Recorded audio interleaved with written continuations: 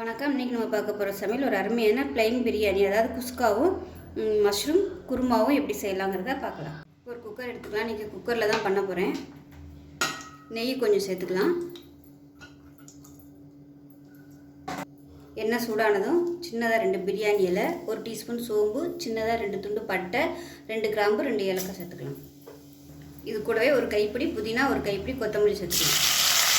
இதோடவே 2 பச்சை மிளகாய் கீரைனதை சேர்த்துக்கலாம். புதினா மல்லி எல்லாம் ஓரளவுக்கு வதங்கிடுச்சு. இப்போ இதில் மீடியம் சைஸாக ஒரு வெங்காயம் நீளமாக நறுக்கணும் சேர்த்து நல்லா பொன்னிறமாக வர அளவுக்கு வதக்கி விட்டுக்கணும். வெங்காயம் வதங்குறதுக்கு உப்பு சேர்த்துக்கணும். இது எல்லாமே நல்லா வதங்கிட்டு இருக்குது. இந்த ஸ்டேஜில் ஒரு 10 சின்ன வெங்காயம், 2 துண்டு பட்டை, 2 கிராம்பு, 2 ஏலக்காய், ஒரு 2 டேபிள் ஸ்பூன் இஞ்சி பூண்டு பேஸ்ட்டு போட்டு நல்லா அரைச்சி வச்சுருக்கேன். இதை சேர்த்துக்கலாம். இப்போ இது நல்லா பச்சை வாசனை போகிற அளவுக்கு வதக்கி விட்டுக்கலாம் மீடியமான ஃப்ளேமில். இப்போ நல்லா வதங்கிடுச்சு. இதில் காரத்துக்கு தேவையான அளவுக்கு மிளகாத்தூள் சேர்த்துக்கலாம். நான் வந்து ஒரு 1.5 டேபிள் ஸ்பூன் சேர்க்குறேன். உங்கள் காரத்துக்கு தகுந்த மாதிரி நீங்கள் சேர்த்துக்கோங்க. இப்போ இதையும் எண்ணெயில் வதக்கி விட்டுக்கலாம். இப்போ எண்ணெயில் வதக்கியாச்சு. மீடியம் சைஸாக 2 தக்காளி பழம் அரைச்சி வச்சுருக்கேன். அதாவது ரொம்ப நைஸாலாம் இல்லை, கொஞ்சம் அப்படியே குறக்குறன்னு இருக்கிற மாதிரி அரைச்சிருக்கேன். மெஷரிங் கப்பில் ஒரு 3/4 கப் அளவுக்கு இருக்குது. இதை சேர்த்துக்கலாம். இதுவும் நல்லா எண்ணெய் பிரிஞ்சு வரட்டும். இப்போ தக்காளி வதங்கி லைட்டாக ஓரமாக எண்ணெய் பிரிய ஆரம்பிக்குது. இதில் வந்து ஒரு 1/4 கப் அளவுக்கு தயிர் சேர்த்துக்கலாம்.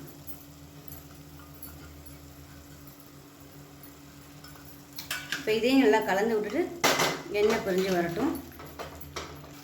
இப்போ இது நல்லா எண்ணெய் பிரிஞ்சு வரட்டும். இந்த சைடு பார்த்திங்கன்னா 2 டம்ளர் இருக்குது ஜீரக சம்பா அரிசி வந்து நல்லா கழுவிட்டு ஒரு அரை மணி நேரம், அதாவது 20 நிமிஷம் ஊற வச்சுட்டேன். இப்போ இந்த 2 டம்ளர் அரிசிக்கு பார்த்திங்கன்னா 3 டம்ளர் தண்ணி வைக்கணும்.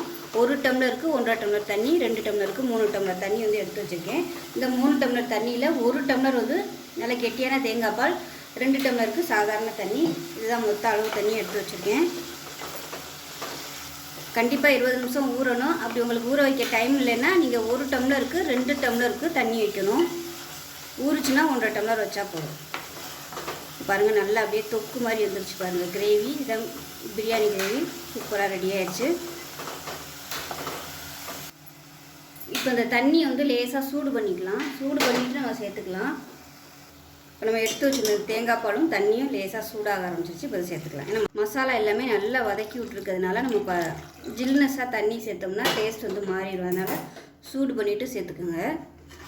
நல்லா கொதிக்க வச்சாலும் பரவாயில்ல, இல்லைன்னா நல்லா கொஞ்சம் சூடானதுக்கப்புறம் ஊற்றினாலும் பரவாயில்ல.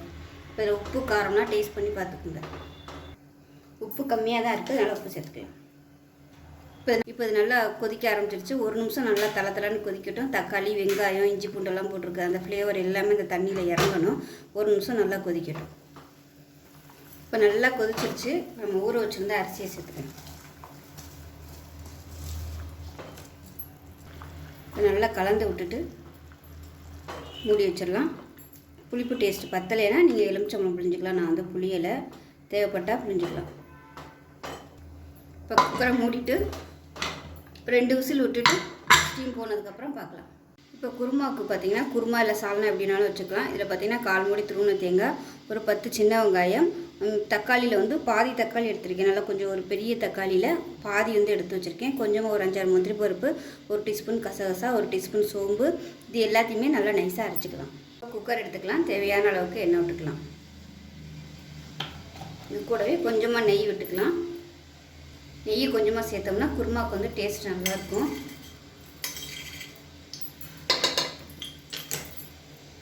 இப்போ எண்ணெய் சூடானதும் ஒரு பிரியாணி இலை, 1 டீஸ்பூன் சோம்பு, பட்டை, கிராம்பு, ஏலக்காய், கல்பாசி, நட்சத்திர சோம்பு எல்லாமே சேர்த்துக்கலாம். கரம் மசாலா எல்லாமே சேர்த்துக்கலாம். இப்போ இதில் நீளமான இருக்குன்னா வெங்காயம் சேர்த்துக்கலாம்.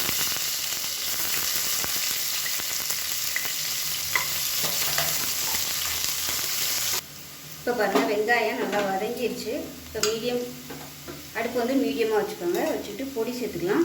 இல்லை 1.5 டீஸ்பூன் தனியாத்தூள் சேர்த்துக்கலாம். மிளகாத்தூள் காரத்துக்கு தேவையான அளவுக்கு சேர்த்துக்கலாம். நான் அதுவும் ஒரு 1.5 டேபிள் ஸ்பூன் சேர்க்குறேன். இந்த தேங்காய் அரைச்சிக்கும் போது காரம் வந்து குறைஞ்சிடும், அதனால் கொஞ்சம் மிளகாத்தூள் கூடவே சேர்த்துக்கலாம். இப்போ இதை வந்து எண்ணெயில் வதக்கி விட்டுட்டு மீடியம் சைஸாக ஒரு 1.5 தக்காளி நறுக்கி வச்சுருக்கேன், அதையும் சேர்த்துக்கலாம். அதுக்கு நல்லா மசிஞ்சு வரட்டும். கொஞ்சமாக தண்ணி ஊற்றிக்கலாம், தக்காளி வந்து மசிஞ்சு வரதுக்கு. இல்லைன்னா நீங்கள் அடித்து கூட சேர்த்துக்கலாம், மிக்சியில் வந்து அடிச்சுட்டு சேர்த்துக்கணும். ஒரு 1/4 டேபிள் ஸ்பூன் மஞ்சள்தூள் சேர்த்துக்கலாம். தக்காளி நல்லா வதங்கிட்டு இருக்கு. இதில் வந்து 1 டேபிள் ஸ்பூன் இஞ்சி பூண்டு பேஸ்ட் சேர்த்துக்கலாம். இது வந்து டீஸ்பூன், அதனால் 2 டீஸ்பூன் சேர்த்துக்கிறேன். இப்போ வதங்கிட்டு இருக்கும்போதே 2 பேக்கெட் காளான் வந்து சேர்த்துக்கலாம். நல்லா கழுவிட்டு எடுத்து வச்சுருக்கேன், அதையும் சேர்த்துக்கலாம். சேர்த்துட்டு எண்ணெயில் வதக்கி விட்டுக்கலாம். நல்லா வதக்கி விட்டோம்னா அந்த காளான்லேருந்து தண்ணி வரும், அந்த அளவுக்கு வதக்கி விட்டுக்கலாம். இப்போ பாருங்கள், மஷ்ரூம்லேருந்து உள்ள தண்ணி விட்டு வந்துருக்கு பாருங்கள். இந்த ஸ்டேஜில் வந்து கொஞ்சமாக தயிர் சேர்த்துக்கலாம். இந்த குருமாவுக்கு தயிர் சேர்த்திங்கன்னா நல்லாயிருக்கும் டேஸ்ட்டு. இப்போ நல்லா கொதிக்கட்டும், எண்ணெய் பொரிச்சு வரட்டும். சைடு பார்த்திங்கன்னா பிரியாணி எப்படி இருக்குன்னு பார்க்கலாம். டைம் ஆகிடுச்சு, எல்லாம் சாப்பிட்ணும் இதை. அதனால் இங்கிட்டு பார்த்திங்கன்னா குருமா இன்னும் ரெடி ஆகிட்டுருக்கு. பிரியாணி பார்த்திங்கன்னா சூப்பராக ரெடி ஆகிடுச்சு பாருங்கள். அடியிலெல்லாம் பிடிக்கல. இல்லை, சூப்பரான ப்ளைன் பிரியாணி ரெடி ஆகிடுச்சு. ஏன்னா இது ரெடியாகி நான் அது ஓப்பன் பண்ணி காமிக்கிறதுக்குள்ளே டைம் ஆகிடும். அதனால தான் அந்த சைடு வந்து பிரியாணி ரெடியானதை காமிச்சிட்ருக்கேன். அவ்வளோதான். இப்போ வந்து இந்த குருமா ரெடி ஆகிடுச்சுன்னா ஊற்றி சாப்பிட்டோம்னா அருமையாக இருக்கும். இப்போ நமக்கு ப்ளைன் பிரியாணி ரெடி ஆகிடுச்சு. இப்போ தயிர் ஊற்றி நல்லா கொதிக்குது. இப்போ அரைச்சி வச்ச தேங்காய் பேஸ்ட்டையும் சேர்த்துக்கலாம். சேர்த்துட்டு நல்லா கலந்து விட்டுடலாம். இப்போ மிக்ஸி அரைச்சிட்டு தண்ணி சேர்த்துக்கலாம். சேர்த்துட்டு குருமா எந்த அளவுக்கு வேணுமோ அதுக்கு தகுந்த மாதிரி தண்ணியும் சேர்த்துக்கலாம். சேர்த்துட்டு உப்பெல்லாம் செக் பண்ணி பார்த்துட்டு உப்பு பத்தலைன்னா சேர்த்துக்கலாம். உப்பு சேர்த்துக்கலாம். சேர்த்துட்டு கலந்து விட்டுட்டு திக்னஸ் பார்த்துக்கோங்க. இன்னும் கூட கொஞ்சமாக தண்ணி சேர்த்துக்கலாம்.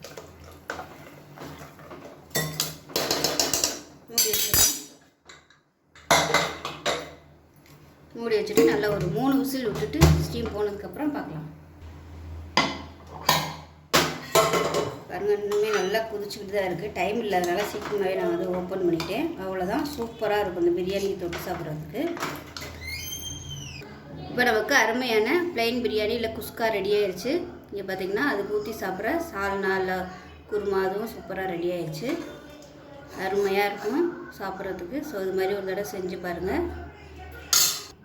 இதுக்கு வந்து வெங்காய பச்சடி நான் வைக்கலை, நீ டைம் ஆகிடுச்சு, அதனால் வைக்க நேரம் இல்லை, இனிமேல் தான் வைக்கணும். ஸோ அவ்வளோதான். இதே மாதிரி செஞ்சு பாருங்கள். செஞ்சு பார்த்துட்டு எப்படி வந்துச்சுங்கிறத சொல்லுங்கள். வீடியோ பிடிச்சுன்னா லைக் பண்ணுங்கள், கமெண்ட் பண்ணுங்கள், சேனலை சப்ஸ்கிரைப் பண்ணுங்கள், பக்கத்தில் உள்ள பெல் பட்டனையும் ப்ரெஸ் பண்ணுங்கள். நன்றி.